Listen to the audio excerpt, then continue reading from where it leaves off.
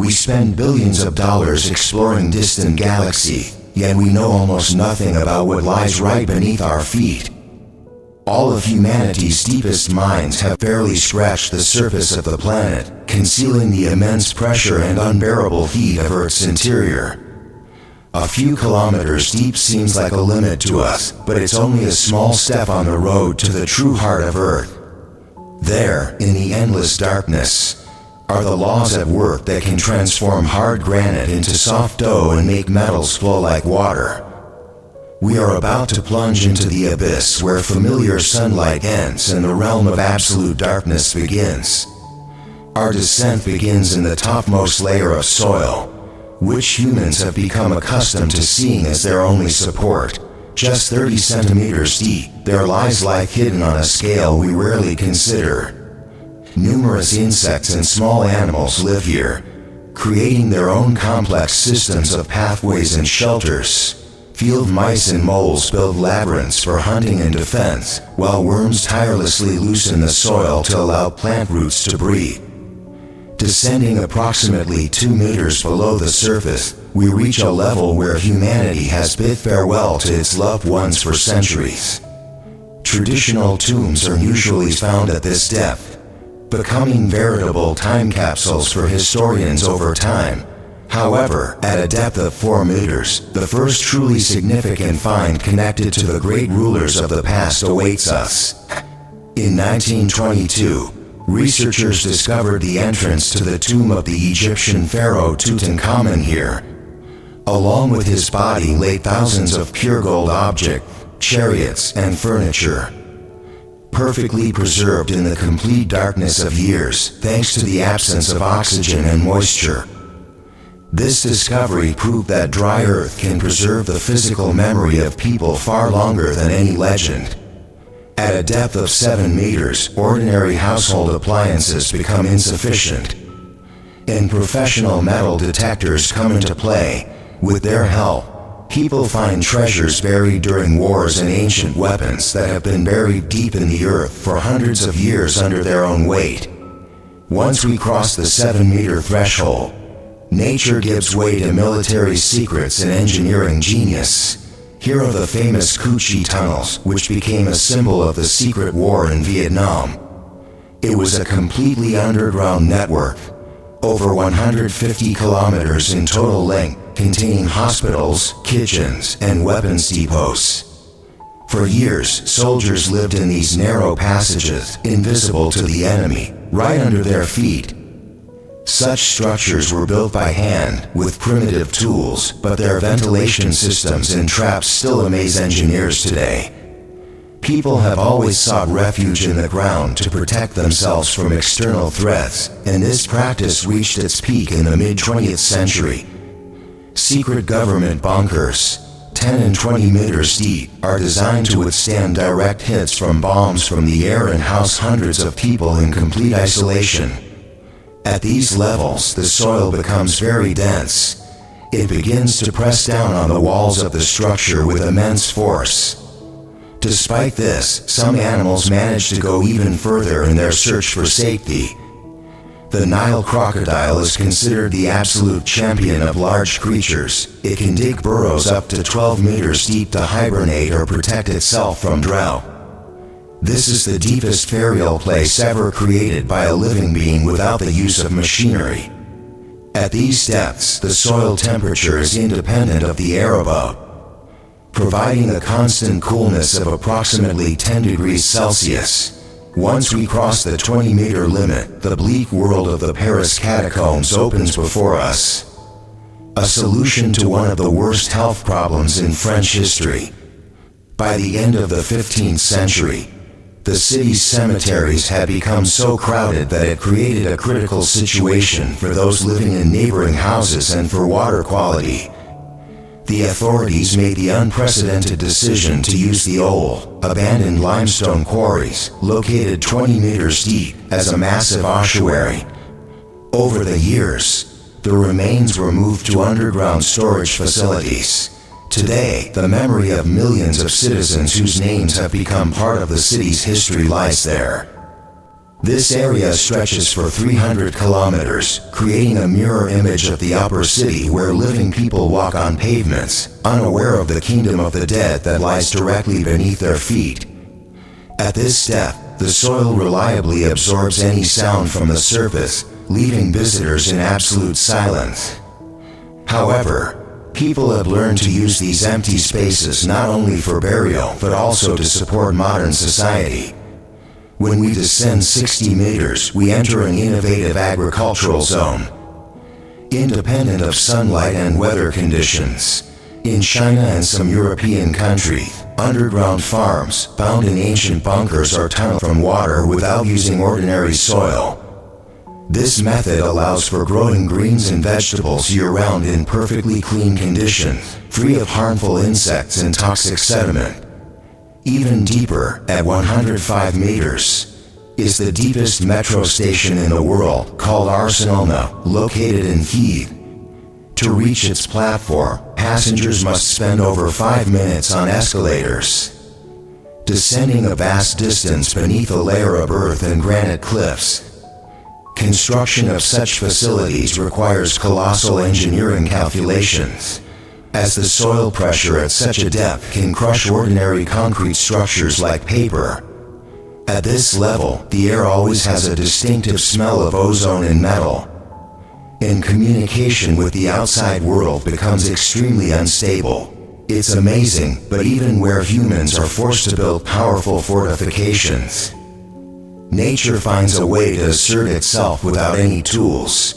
At a depth of 120 meters in some regions of Africa, wild fig roots can be found, pushing through the tiniest cracks in rock.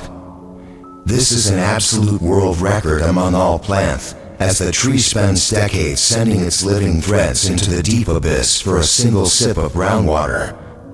The roots wrap around rock and penetrate underground caves, demonstrating an incredible will to live in conditions of complete darkness and the absence of oxygen. If we continue deeper, at a depth of 160 meters, we will encounter special zones for the isolation of spent fuel, where modern technology ensures complete environmental safety. This is done to prevent radiation from escaping to the surface for thousands of years while the nuclear fuel decays. In this case, the Earth acts as a reliable shield, protecting humanity from its own dangerous inventions. At this depth, the noise of the subway is no longer audible and the roots of trees are invisible. And the temperature begins to slowly but surely creep up. We are approaching the boundary beyond which begins the domain of miners and enormous machines capable of gnawing into the hardest rock. As we leave behind the tree roots and subway station, the space around us begins to change under the pressure of colossal masses of rock. At a depth of 155 meters in Sweden lies a unique place called the Silver Mine Sala, where people have built the deepest hotel room in the world. This is a former silver mine, where the air temperature never rises above 2 degrees Celsius year-round, although the room itself is maintained at a comfortable 18 degrees Celsius. There is no mobile phone service or internet, and the only way to communicate with the staff above is by radio. Descending even lower, to a depth of 240 meters, we find ourselves in the bed of the planet's deepest river, the Congo, whose underwater canyons extend into the dark abyss of the African continent. Even powerful modern vessels cannot always accurately measure the bottom in these places due to the strong whirlpools and the enormous water pressure at such depths. At this level, humans begin to lay out transport arteries that connect entire regions. For example, in Japan, the Seikan Tunnel, which descends 240 meters below sea level, allows trains to cross the strait between the islands of Honshu and Hokkaido, is buried beneath the seabed. Construction of such structures requires incredible efforts, as engineers must constantly contend with saltwater leaks and the colossal weight of the ocean above.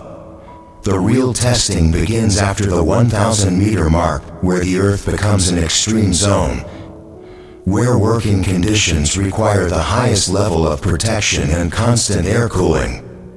In India, the old Kallar gold mine, which have inspired many treasure hunt films, are located at a depth of 3,000 meters. During the active mining season, miners spend entire shifts there in conditions of catastrophic oxygen deficiency, extracting the precious metal from hard quartz veins.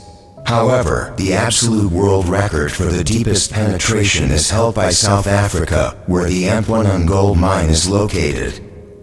Its tunnels descend 4,000 meters, which is comparable to the height of 10 Empire State Buildings stacked on top of each other. At this depth, a person encounters the natural heat that emanates from the very center of the planet. The temperature of the rock here reaches 66 degrees Celsius, and without gigantic refrigeration units, humans would not be able to work.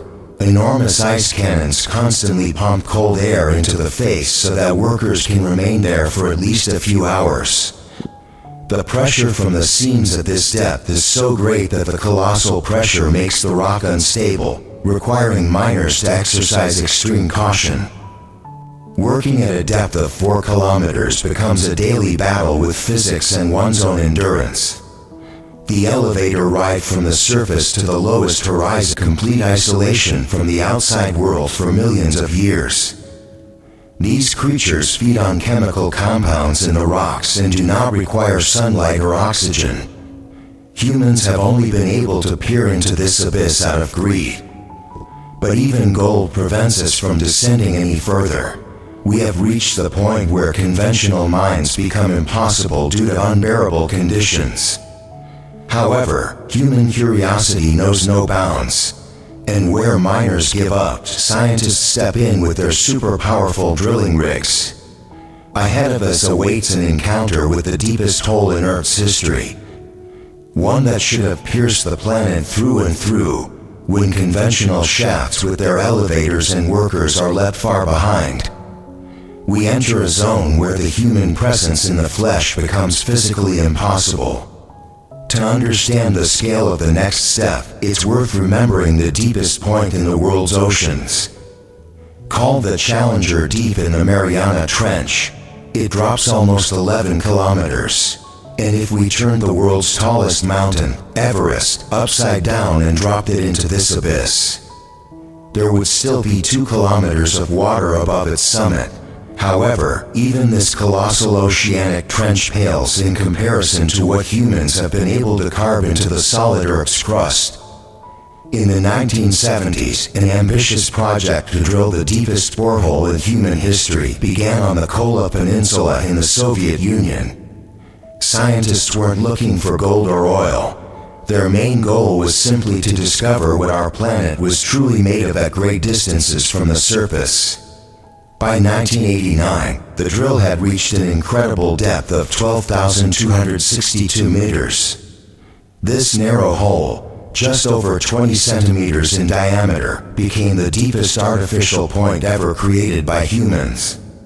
Drilling at such depths became a technological nightmare, as the familiar laws of physics began to operate differently.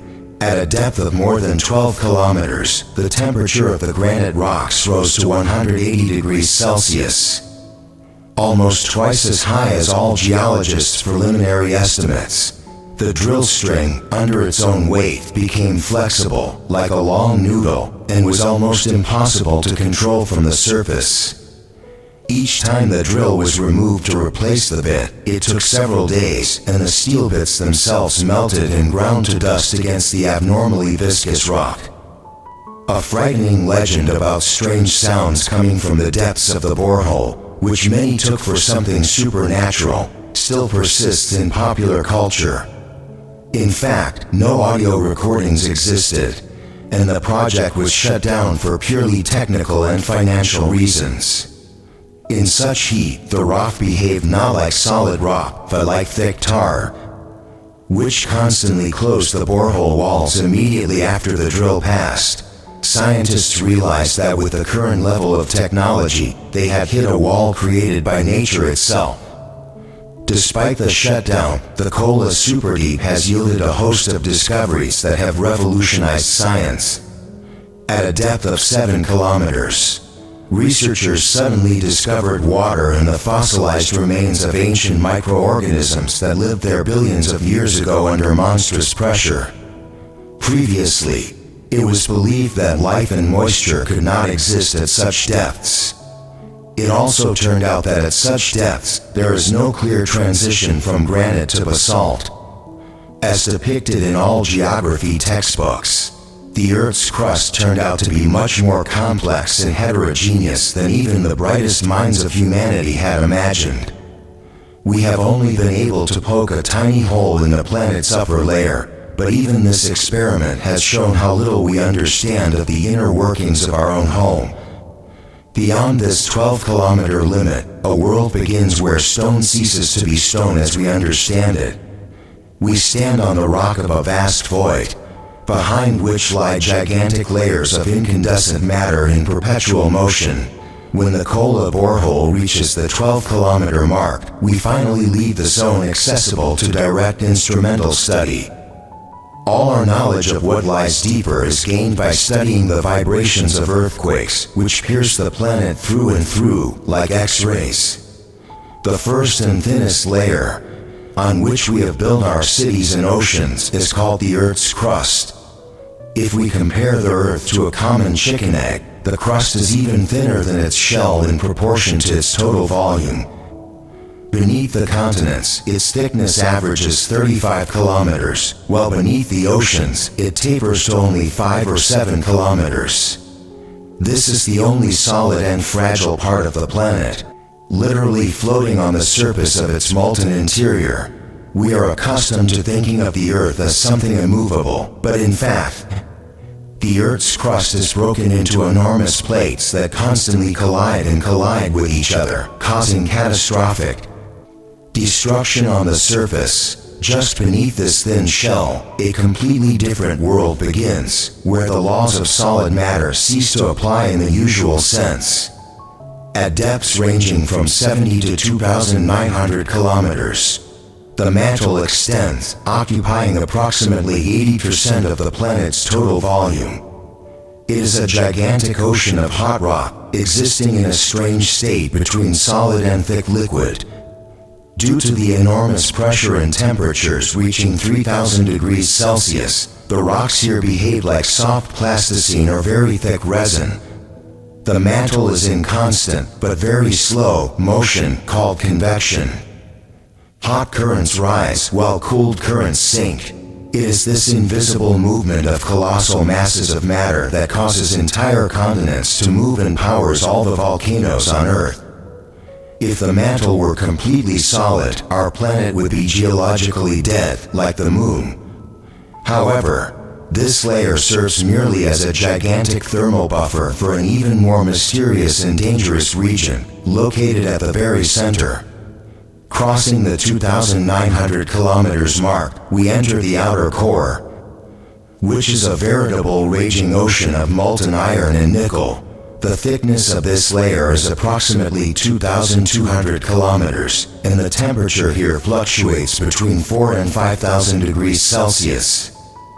Comparable to the surface of the Sun, the matter here is in a completely liquid state, and it constantly rotates due to the axial motion of the planet. This rotation turns the Earth into a colossal electrical generator, which creates a powerful magnetic field around our home. It is this invisible shield, born in the scorching abyss, that holds our atmosphere and protects all life from the deadly solar radiation. Without this liquid metallic ocean beneath our feet, the Earth would turn into a baked desert in a matter of years. We live because deep within the planet, a gigantic engine constantly churns. But even this is not the finish of our journey. At the very center of this liquid inferno lurks something that defies common sense and the physics we are accustomed to seeing on the surface. Passing through the raging ocean of molten metal, we reach the final point of our journey at a depth of 5,150 kilometers. Here begins the inner core, a dense sphere with a diameter of approximately 2,400 kilometers. The most astonishing thing is that at a temperature of 6,000 degrees Celsius, which corresponds to the heat on the surface of the sun, this iron does not melt. It remains absolutely solid due to the monstrous pressure, which is 3.5 million times greater than atmospheric pressure at the surface. Imagine that the weight of an entire fleet of heavy aircraft carriers presses down on every square centimeter of this red-hot metal. Under such conditions, the iron atoms are packed so tightly that they simply cannot move and turn into a liquid. This giant crystal of iron and nickel is the most isolated and inaccessible place in the entire known universe. The inner core behaves extremely unusually and presents scientists with one mystery after another. Research has shown that this iron ball rotates on its axis slightly.